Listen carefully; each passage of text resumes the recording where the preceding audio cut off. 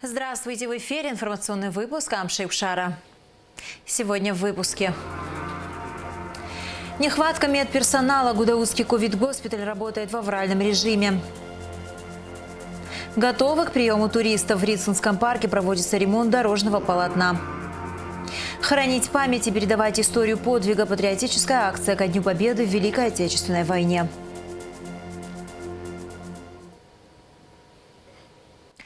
После небольшого спада заболеваемости коронавирусной инфекцией в республике вновь растет число ежедневно выявляемых случаев заболевания COVID-19.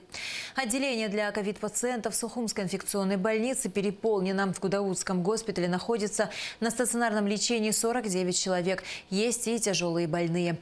Если в районных больницах проблема наличия медперсонала более-менее решена, то в Гудаутской ЦРБ этот вопрос стоит как никогда остро. Репортаж Сарии Гварцхелия. В последнее время ситуация с коронавирусом в Абхазии осложняется. Растет количество больных, причем тяжелых. А в Гудаутском ковид-госпитале, между тем, ощущается нехватка медперсонала, особенно санитарок и медсестер. Вот здесь ежеминутно, когда больные поступают, они нуждаются во внимании. Медицинских рук не хватает, потому что медики выдохлись, потому что они не только здесь, они еще работают в других местах. Мы уже толком, что такое сон, забыли. Как нам быть? Понимаю. Сейчас начнут говорить о ужесточении каких-то санитарных мер, скажут, вот впереди сезон, вы хотите сезон сорвать. Мы всю жизнь всегда беспокоились о нашем старшем поколении. Или нам наплевать на наше старшее поколение, у которых куча сопутствующих заболеваний. Вот я смотрю на набережной, наша молодежь гуляет. Да, это надо. Ну, элементарно, придя домой, хотя бы не целуй своих. Ты же не знаешь, с чем ты с улицы, с чем ты домой зашел. Мы уже устали, ребята, честно скажу. У вас сейчас санитарок нет, и вы всю работу делаете. А куда деваться? Не жалко людей? Вот я, доктор, реаниматолог, хожу с тряпкой, чищу. А что делать? Что делать? Это не только я одна так делаю. Все наши коллеги, несмотря... Врач, он, медсестра, санитарка. Здесь все друг друга помогают, потому что рук не хватает. Мы задыхаемся. Хаджарат Шамба, Мадина Дасаня, Ангелина Оторба, Эльвира Царгуш, Ринель Кубали, Астан Габлия, Ринат Ангваб. Эти люди чаще всех встречают нашу съемочную группу в Гудаутской больнице. С начала пандемии они продолжают спасать жизни людей в ковид-госпитале. Но сейчас и их сил недостаточно. На сегодняшний день в больнице 49 человек с подтвержденным диагнозом COVID-19. В реанимации 15 человек, 7 в тяжелом состоянии. На втором этаже 34 пациента, 15 из которых средней степени тяжести. 7 человек на СИПАПе. Все в тяжелом состоянии. И, конечно, мы же ходим, духом поддерживаем, разговариваем, общаемся, кормим, поем. Что делать? Конечно, и родственники здесь ухаживают, помогают. А так медикаменты? Медикаменты есть все. Все есть. Вы знаете, как у нас приезжали наши коллеги с России, они даже удивлялись и говорили, что у вас в медикаментозном оснащении намного лучше, чем у нас. Нам это было очень приятно. Функционирует только инфекционное отделение, а терапевтическое, расположенное в главном корпусе больницы, которое было перепрофилировано в инфекционное, сейчас не принимает ковид-больных. Причина – нехватка медперсонала. Вот этот главный корпус, он сейчас не функционирует только потому, что у вас нет врачей. Не хватает рук, медиков не хватает. Понимаете как? У нас медики тоже болеют. Тяжело переболевшие, ему тяжело вот здесь находиться. Уже вот больница заполнена, что вот дальше? А что дальше делать? Нет. Народу нужно остановиться немножко, не расслабляться. Я понимаю, этот ковид уже всем в печенках сидит. Я все понимаю. Никто об этом слышать, никто ничего не хочет. Но мы не можем уйти от реальности. Вот мы не первый раз приезжаем. Вот как мы не приедем, одни и те же лица, одни и те же врачи. Наверное, это нам больше всех надо. Все-таки отказываются, боятся, это же причина. Не отказываются, но кто-то отказывается в силу того, что это большая нагрузка. Я сейчас за всех не могу судить. Не могу за всех говорить. Таковы реалии сегодняшнего дня. Врачи валятся с ног, медработники не видят своих детей, не ночуют дома. Да, их призвание лечить людей и спасать жизни. Но почему на передовой одни и те же люди? Почему других врачей никто не обязывает встать рядом с коллегами? Мы говорим, что нет мест в Гудаутской ЦРБ. Да, сегодня нет, но терапевтическое отделение сможет функционировать снова, принимая ковид-больных только тогда, когда здесь появится медперсонал. Реанимационные больные по статистике, на одну палату одна медсестра, одна санитарка должна быть. А у нас здесь, смотрите, сколько палат. 1, 2, 3, 4, 5, 6, 7 палат. На 7 палат, где лежат по 3 реанимационных, 3 медсестры. Когда у нас должна быть одна медсестра на одну палату. В каком состоянии аппараты ИВЛ – это серьезная тема, к которой мы еще вернемся. Увы, вся эта картина настораживает. Если совсем недавно персонал Гудаутской районной больницы радовался, что болезнь пошла на спад и койки пустуют, то сегодня они со слезами на глазах просят наших жителей соблюдать все меры предосторожности. Но, к сожалению, их никто не слышит. Массовые мероприятия в полном разгаре. Так можно довести ситуацию с пандемией до коллапса. Сария Кварацхеля, Михаил Братухин, Абхазское телевидение. За прошедшие сутки тестирования на коронавирусную инфекцию проведено у 252 человек. Диагноз COVID-19 подтвержден у 41 из них. В Гудаутской ЦРБ находится на стационарном лечении 49 человек, в тяжелом состоянии 17 пациентов. В Сухумской инфекционной больнице 37 пациентов с подтвержденным диагнозом COVID-19. В Очимчирской ЦРБ 13, в Гагарской ЦРБ 21, в Кварчалской ЦРБ 5 пациентов. Общее число выявленных заболевших коронавирусом в Абхазии на сегодняшний день составляет 14 743 человека. Зарегистрировано 222 летальных случаях. Выздоровели 13 660 человек. Оперативный штаб по защите населения от коронавирусной инфекции призывает граждан Абхазии соблюдать все необходимые меры предосторожности, чтобы избежать заражения. Представители Абхазии впервые посетили образовательный центр «Сириус» в городе Сочи, созданный образовательным фондом «Талант и успех» на базе олимпийской инфраструктуры по инициативе президента России Владимира Путина. Министр просвещения и языковой политики Инал Габлия был приглашен на саммит «Большие вызовы для общества, государства и науки» в качестве почетного гостя, где принял участие в работе круглого стола на тему реализации образовательных программ в сетевой форме, нормативное регулирование и практика. На площадке образовательного центра «Сириус» министр провел ряд встреч с заместителем министра науки и высшего образования Российской Федерации Андреем Амельчуком, координатором сетевого взаимодействия университета «Сириус» Алексеем Лопатиным, представителями технических университетов России, сотрудниками и руководителями программ магистратуры и аспирантуры университета «Сириус». В рамках встреч обсуждались вопросы дальнейшего сотрудничества. Прошла действительно успешно наша поездка. Мы наметили план шагов с руководством университета «Сириус» и образовательного центра, чтобы наши школьники и студенты могли бы принимать участие в их образовательных программах. Этот университет и образовательный центр действительно сегодня является одним из таких локомотивов и лидером на сфере образования. Для нас также интересна программа по повышению квалификации педагогов. Вот совсем скоро, в мае, с 14 числа, будет проходить праздник математики на территории образовательного центра «Сириус». И мы сейчас отбираем лучших школьников 6-8 класса, чтобы отправить их в «Сириус» для участия в этой олимпиаде по математике. Поэтому призываем всех желающих. Мы отберем самых замотивированных школьников и отправим, соответственно, с нашим руководителем группы в Сочи. Это совсем скоро. Также мы хотим, чтобы наши педагоги приняли участие в программе повышения квалификации, которая будет в июне месяце на площадке «Сириус». Это тоже будет для математиков, да, и физиков. Призываю наших педагогов тоже откликнуться на эту возможность, написать нашим коллегам, чтобы мы включили вас в список, и мы бы организовали поездку туда. Мы планируем встречи уже с руководством университета «Сириус», образовательного центра. Вот, поэтому это как бы дальнейшие шаги. Сейчас была первая поездка, мы, думаю, что это направление будем только развивать. В Министерстве просвещения и языковой политики состоялась встреча министра Инала Габля с делегацией Торгово-промышленной палаты Татарстана.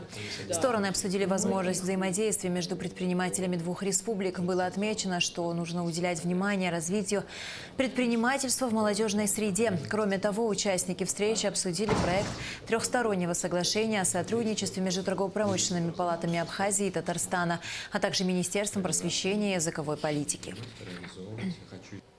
Мы уже наметили с вами предварительный план шагов, да, направления развития среднепрофессионального образования наших республик. Наметили план шагов в сфере развития образования в туристической отрасли, да, в сфере гостеприимства. Нам это очень интересно, как страна, которая всегда принимает гостей и рада гостям. Нам хотелось бы обмениваться опытом, который мы накапливаем, и идти вперед в ногу со временем. Поэтому очень рады вашему визиту. Думаю, мы это все изложим на бумаге и заключим, как мы уже с вами договорились, трехстороннее соглашение с Торгово-промышленной палатой Республики Абхазия, с вашей Торгово-промышленной палатой и с Министерством просвещения и языковой политики Республики Абхазия. Наши контакты, они очень давнишние контакты. В 2013 году у нас было заключено соглашение с Торгово-промышленной палатой Республики Абхазия. И через, скажем, не очень большой промежуток времени для совместной работы у нас здесь была делегация в 2016 году, и эта делегация прекрасно принималась всеми министерствами, ведомствами, какие были запланированы в нашей программе, и все это курировалось Торгово-промышленной палатой Республики Абхазия. И самое интересное, что некоторые проекты, которые мы там обсуждали, они, конечно же, имеют продолжение, они развиваются и сейчас. И мы надеемся, что эти моменты, которые уже обсуждены с вами, эти проекты, или, может быть, пусть это будет один, скажем так, проект, но он даст такие же конкретные, нужные результаты для обеих наших республик. 6 мая исполняется 107 лет со дня рождения выдающегося абхазского ученого, историка Кавказоведа, доктора исторических наук Георгия Алексеевича Дзидзария. Георгий Дзидзария – один из крупнейших специалистов по истории Абхазии и Кавказа XIX – начала XX веков. Благодаря его фундаментальным трудам именно этот период является глубоко исследованным в истории Абхазии. Основополагающими работами Георгия Дзидзария считаются такие монографии, как «Махаджирство и проблемы истории Абхазии» XIX столетия, народное хозяйство и социальные отношения в Абхазии в XIX веке, формирование дореволюционной абхазской интеллигенции, восстание 1866 года в Абхазии, присоединение Абхазии к России, его историческое значение и другие. Огромен вклад Георгия Дзидзария в национально-освободительное движение абхазского народа. В библиографии ученого более 400 опубликованных работ, из них более 150 научных трудов, в том числе 50 монографий, сборников и брошюр. В Абхазии учреждена государственная премия в области науки имени Георгия Дзидзария. Она присуждается за выдающиеся достижения в области гуманитарных и естественных наук, получившие широкое общественное признание и являющиеся крупным вкладом в развитие науки. Министр внутренних дел Дмитрий Дбар провел выездное рабочее совещание с личным составом УВД по Гагарскому району по вопросам готовности к обеспечению правопорядка на период летнего курортного сезона. Подробности в репортаже пресс-службы МВД. Штабом Управления внутренних дел по Гагарскому району представлен план расстановки сил и средств, разработанный с целью обеспечения общественного порядка на территории курортного района и безопасности лиц, прибывающих на отдых в период летнего курортного сезона 2021 года. Согласно разработанному плану, по всем туристическим маршрутам будут задействованы экипажи дорожно-патрульной службы, а также пешие патрули. В круглосуточной готовности дежурные оперативно-следственные группы. Дмитрий Дбар отметил, что на личный состав УВД по Гагарскому району возложена большая ответственность. Особое внимание будет к работе блока криминальной милиции. Милиции общественной безопасности необходимо максимально усилить предупредительно-профилактическую работу по недопущению правонарушений в курортных районах. Министр обозначил, обозначил, что каждому сотруднику необходимо проявлять профессиональное и тактичное отношение к нашим гостям. В рабочем порядке Дмитрий Дбар дал конкретные поручения по организации служебной деятельности. Начальники подразделений Гагрского управления внутренних дел доложили о готовности вверенного личного состава к проведению обозначенного комплекса мероприятий. Курортный сезон еще не начался. В Рицинском реликтовом национальном парке туристов не по-летнему много. Сколько туристов посетили озеро Рица и какие ремонтно-восстановительные работы ведутся на территории парка в преддверии нового туристического сезона, узнавала Алика Трапш. В Рицинском реликтовом национальном парке дорожные работы начались с 15-го километра. Общая протяженность ремонтируемого участка дороги составляет 25 километров. На данный момент уже уложено больше 2 километров дорожного покрытия. Ремонтные работы проводятся в наиболее сложных участках с 15 по 42 километры, то есть до самого озера Рица. Прежде чем приступить к работам, специалисты произвели фрезеровку старого покрытия дороги и уже затем приступили к асфальтированию. Ширина дорожного покрытия варьируется от 6,5 метров до 8. Толщина укладываемого асфальта 5 сантиметров. Ремонт проводит Гудаутский строительный комбинат. Вся необходимая техника у них есть. Работа в Рицинском реликтовом национальном парке проводится за счет собственных средств и составляют 30 миллионов рублей. Определенное время не ремонтировалось на таком уровне, не проводилась работа, и поэтому дорога пришла в негодность, просто в негодность пришла. Покрышки рвались, туристы жаловались, наши водители автобусов жаловались, и мы пришли к тому мнению, что это необходимо. Ремонт выглядит так, он и не ямочный ремонт, и не сплошное покрытие, что-то вроде середины такой, где-то большими квадратами будет вырезаться, фрезероваться и будет класться новый асфальт, а где-то ямочный работа. Дорожные работы, конечно же, создают неудобства автомобилистам, которые едут на озеро. Возникают небольшие пробки, но сотрудники госавтоинспекции регулируют движение. При благоприятных погодных условиях асфальтирование дороги будет завершено до конца мая. Также в нацпарке с 14 километра приступили к обрезке деревьев, нависающих на проезжую часть. Это необходимо для улучшения видимости. Силами инспекторов лесного хозяйства на сегодняшний день проводится очистка дорог, обочин, то есть срезаются деревья, срезаются все лишнее, то, что могло бы помешать сегодня автобусам, машинам легковым. Планировалось это все закончить, дойти до Рицинского озера еще до 1 мая. Но, к сожалению, погодные условия нам немножко помешали.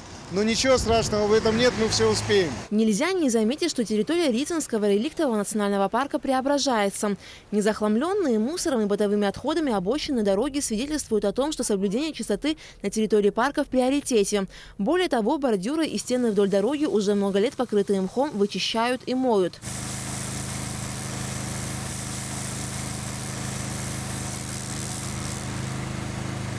На территории Рицинского реликтового национального парка, безусловно, основными объектами посещения туристов являются озеро Рица, Голубое озеро, горные водопады Ауатхара, перевал Пыв, озеро Мзы.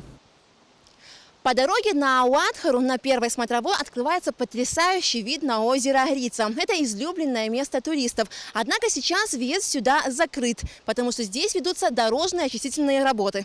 Именно в этих местах зимой очень часто сходят лавины, из-за чего дорога на Ауатхару портится. Возникают ямы, а кое-где и оползни. Сейчас здесь идет расчистка дороги от больших камней и ее присыпка. И уже совсем скоро будет открыт путь на первую смотровую, а затем и на вторую. В сторону Ауатхары мы планируем продвигаться уже в течение 7 рабочих дней. Открытие этой дороги ждут не только отдыхающие, но и наши местные жители. Хоть дорога на Ауатхару и закрыта для автомобилистов, в момент съемок мы встретили здесь группу туристов из Подмосковья, которые совершили пеший поход из села Псху на Рицу. Перевал через снег, когда мы идем сутки под ливнем, все насквозь мокрые и не видим конца вот этому снегу. Пожалуй, это самое яркое. Невероятно красивая страна. Я здесь в 3-й раз, и каждый раз я вижу ее с разных сторон. Я путешествовал по прибрежным городам, видел все, а теперь увидел горы. И это невероятно красиво. И контраст, и гостеприимство. Каждый день совершенно новый. На территории Рицинского реликтового национального парка, которая составляет 390 квадратных километров, соседствуют уникальные творения природы и памятники истории. Парк разделен на две функциональные зоны – заповедную, в которой запрещена любая хозяйственная деятельность, и рекреационно-хозяйственную, в которой допускается курортное лечение, научно-исследовательская работа, отдых, туризм. Воздух, море, лес, все нравится, еда, все нравится. Люди, самое главное. Очень доброжелательные. Нас так прям пугали, здесь такой народ добрый, вообще. Мы просто в восторге. Да. Больше всего впечатляет. Народ. Гостеприимство впечатляет. Однозначно. Абхазский народ, кому бы мы ни обратились, это люди, которые идут на контакт, общаются. Действительно, страна души. Действительно, мы в этом убедились сами. С 1 января по 30 апреля в Рицинский парк заехало 24 миллиона туристов, а с 1 по 5 мая более 9 тысяч человек. Билетов реализовано на сумму свыше 3 миллионов рублей. Очень хорошие показатели. Я это, например, связываю, это мое личное мнение, это, видать, связано с закрытием в других государствах, стран, курортов и так далее, с эпидемиологической обстановкой, наверное, так. Но людей очень много. Мы это предвидели, мы готовились, мы готовы к приему любого количества людей. После начала работы в пансионате Ауатхара руководство Рицинского реликтового национального парка планирует организовать турпоходы в горы, как для постояльцев, так и для всех желающих. Аля Катрапш, Алексей Баструков, Абхазское телевидение. С 1 мая Новоафонскую пещеру посетили 4214 человек. Всего с 1 января по 1 мая пещеру посетили 46 107 человек, которые приобрели билеты на сумму 23 53 500 рублей. В пещере соблюдаются все санитарные нормы. Сотрудники-посетители носят маски. В метро и в административном здании планируют установить очистители воздуха и будут проверять состояние здоровья гидов, которые проводят экскурсии. 14 мая в Сухуми начнет свою работу кинофестиваль «Хрустальный источник» из Русского дома. В этот день в 19 часов актриса Виктория Толстоганова и режиссер Максим Дашкин представят свой фильм «На дальних рубежах». События новой кинодрамы разворачиваются на российской военной базе в Кыргызстане. После показа состоится встреча зрителей с Викторией Толстогановой. Кроме Абхазии, фестиваль также пройдет в странах СНГ, Южной Осетии и на Кипре. Его задача – познакомить зрителей с современным российским кино, способствовать общению между яркими представителями киноиндустрии России и их зарубежными коллегами. Главный партнер проекта – открытый фестиваль популярных киножанров «Хрустальный источник». В большинстве мероприятий в русских домах примет участие президент фестиваля, заслуженный артист России Евклид Кюрдидис. Об этом сообщает сайт Министерства культуры Абхазии. Военнослужащие российской военной базы Южного военного округа в Абхазии поздравили 98-летнего ветерана Великой Отечественной войны Артюха Филиппа Ивановича с Днем Победы. Военнослужащие побывали в гостях у ветерана, где под окнами его дома организовали выездной концерт. От лица командования базы ветерану передали именные открытки и подарки. В беседе с военнослужащими ветеран поделился воспоминаниями о своих фронтовых и трудовых годах. Филипп Артюх в 17-летнем возрасте отправился на фронт, попал на Кавказ. В 1942 году был ранен. После госпиталя Артюх начинал мирную жизнь в Абхазии, где нашел свою судьбу. Самое главное, не болейте, чтобы мы постоянно могли к вам приезжать. Никто не забыт, ничто не забыто. Вот, и это правда, настоящая правда. Хранить память и передавать историю подвига. В преддверии 76-летия победы в Великой Отечественной войне в Сухуми прошла патриотическая акция «Спортивная эстафета школьников». В ней приняли участие ученики 15 столичных школ. Перед началом мероприятия к памятнику неизвестному солдату на Сухумской набережной были возложены цветы. Репортаж Эсмы Голанзе.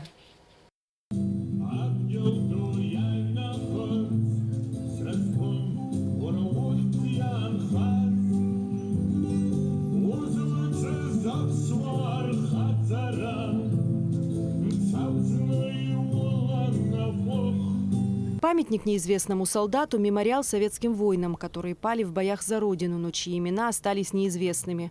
До сих пор в местах сражений поисковые отряды находят безымянные могилы. Многие погибшие солдаты потеряли свои имена, но не утратили честь. Подобные акции воспитывают у детей чувство патриотизма, учат уважать подвиг тех, кто защищал Родину от фашизма. Об этом стоит вспоминать и не забывать, потому что многие люди сложили головы, чтобы сейчас мы могли спокойно ходить, просто жить и ни в чем не нуждаться. В школе в целом в год пару раз точно нам организовывают классный час и рассказывают обо всем. Напоминают о том, что не стоит забывать ветеранов, помогать ветеранам. Мой прадед, братья, они все погибли, без вести пропали на территории Украины. И мы каждый раз в праздник вспоминаем о них. День Победы – символ безграничного мужества, стойкости и любви к родине. Из 55,5 тысяч воинов Абхазии, участвовавших в войне, больше 17 тысяч не вернулись домой. Наш долг – бережно хранить память о них, передавая из поколения в поколение. В эти дни в школах проводятся классные часы на тему войны, а дети славят героев в стихах и рассказах. С каждым днем становилось все горше. Шли без митингов и знамен. В окружении попал подорший наш потрепанный батальон. Зинка нас повела в атаку. Пробивались по самые ржи, по воронкам и буеракам через смертные рубежи. Мы не ждали посмертной славы, мы со славой хотели жить. Так почему же в бинтах кровавых светлокосый солдат лежит? После возложения состоялась спортивная эстафета, в которой приняли участие ученики 5-11 классов 15 столичных школ. Дети показали настоящее мастерство, ловкость и волю к победе, а главное – умение поддержать друг друга. Среди образовательных учреждений победителями эстафеты стали 4-я и 6-я школы. Бронза досталась учащимся 13-й школы. Наша школа 6-я взяла 2-е место. Да, правда, волнительно было перед бегом. Ну, все-таки получилось. Что ты знаешь вообще о Великой Отечественной? Ну, то, что мне бабушка рассказывала про бабушку, она до сих пор жива. Она мне рассказывала насчет этого, говорила то, что было очень страшно. Она пряталась вот где только удавалось. По ней стреляли и все остальное, поэтому как-то не хочется, чтобы такое повторилось. Акция организована Управлением образования столичной администрации. Инициативу с энтузиазмом поддержали педагоги и сами дети. Из-за пандемии и ограничительных мер в этом году не было спартакиады между школами, и дети очень соскучились по соревнованиям. Старт положен. Дети интересуются, когда будут следующие соревнования. Они горят желанием, хотят, потому что именно соревнования между школ, они как-то вот очень-очень такие напряженные, и каждый ребенок за свою школу старается вот выступить как можно лучше. Я думаю, что это хорошее начинание, это воспитывает патриотизм, прежде всего любовь к своей школе, затем любовь к городу, затем к республике. То есть это все складывается с маленьких таких крупиночек и вырастает воспитание. Подобные патриотические акции посвящены героическому прошлому наших предков, ведь никто не забыт и ничто не забыто. Эсма Гуланзе, Инала Гухава, Абхазское телевидение. Столичная администрация организует 20 мая акцию «Чистый город». Глава города Беслан Эшба провел расширенное совещание, посвященное предстоящему масштабному мероприятию. Подробности в репортаже пресс-службы Сухумской администрации. На совещании с участием руководителей домоуправления районов Сухума, департаментов и хозяйства по благоустройству города Беслан Эшба с негодованием отметил, что состояние чистоты в столице не считает даже удовлетворительным. Состояние чистоты в городе не считаю даже удовлетворительным. Поэтому призываю всех выполнять свои прямые обязанности по поддержанию порядка и чистоты в городе. Город поделен на части между подразделениями МУП благоустройства. Руководители этих участков рассказали, что испытывают кадровый дефицит, не хватает рабочих рук. А производительность труда упала, когда наняли местных рабочих, заявили они. По их словам, пандемия коронавируса и введенные ограничения вызвали отток трудовых мигрантов из Средней Азии. Местные жители с неохотой идут на такие виды работ, а если идут, не хотят исполнять свои обязанности. Поэтому периодически муниципальное унитарное предприятие благоустройства дает объявление о наборе сотрудников. Беслан Эшба сделал замечание и руководителям домоуправлений, заметив, что во дворах многоэтажных домов скапливается мусор, грязь и растет трава, которую надо своевременно косить. Эшба указал, что очень грязно в новом районе и поручил исправить ситуацию в срочном порядке. Если пойти ниже 30 сентября или еще ниже, там приличное количество мусора до сих пор лежит. Активно взаимодействуйте и согласуйте график вывоза мусора с МУП благоустройства. Будут приниматься меры, вплоть до расторжения договоров и персональной ответственности за чистоту и за порядок в городе. На совещании также отмечалось, что за чистотой на улицах, парках и набережной необходимо следить с утра до вечера. По словам главы столичной администрации, недостаточно один раз в день подмести и вывести мусор. Необходимо поддерживать наведенную чистоту. Вот это очень важный момент. Я уже много раз это говорил, но, похоже, никто не исполняет. Прошли, почистили, оставили ответственного. Вот он ходит и собирает мусор понемножку, который образуется в течение дня. Это практика везде, во всем мире. Не получается, один раз прошли, после вас там образовывается мусор. А вы ждете следующего дня, следующей смены, чтобы опять прийти убрать. А за это время там мусор лежит, понимаете? Обязательно определить ответственных после того, как произвели уборку. Глава города заострил внимание и на проводимой сезонной обрезке деревьев по Сухуму. Он отметил, что порой действия некоторых вызывают желание немедленно остановить работу и вызвать наряд милиции. Что касается обрезки. Вы понимаете, что у нас очень много замечаний по этому поводу? Никакой самодеятельности. Последний раз я хотел попросить отправить наряд милиции, чтобы задержали всех, кто режет. Вот до этого дошло. Еще раз повторяю, строго-настрого, никакой обрезки. Пока все соседи не согласуют, пока не получим экологическое заключение, никто никуда ни на какие частные заказы не ездит. Строго-настрого. Администрация города Сухум доводит до сведения горожан, что 20 мая планируется провести акцию «Чистый город» и призывает всех принять в ней участие. Беслан Эшба на совещании озвучил двухнедельный срок на подготовку к акции. Администрация столицы выработает четкий план реализации проекта, предоставит вышедшим на акцию «Чистый город» необходимый инвентарь, установит контейнеры, чтобы сразу вывести собранный мусор. Мэр уточнил у руководителя МУП благоустройства, как выполнено его поручение в преддверии 9 мая по наведению чистоты на набережной в районе памятника неизвестному солдату. Саид Курипа рассказал, что необходимые работы будут выполнены в срок, в том числе по замене плафонов. Амра Мичба Давидавицба, пресс-служба администрации города Сухум. И в завершении выпуска о погоде. По сообщению Гидрометцентра, в пятницу 7 мая в Абхазии ожидается переменная облачность, преимущественно без осадков. Температура воздуха ночью 9-14, днем 16-21 градус. Температура морской воды 15 градусов.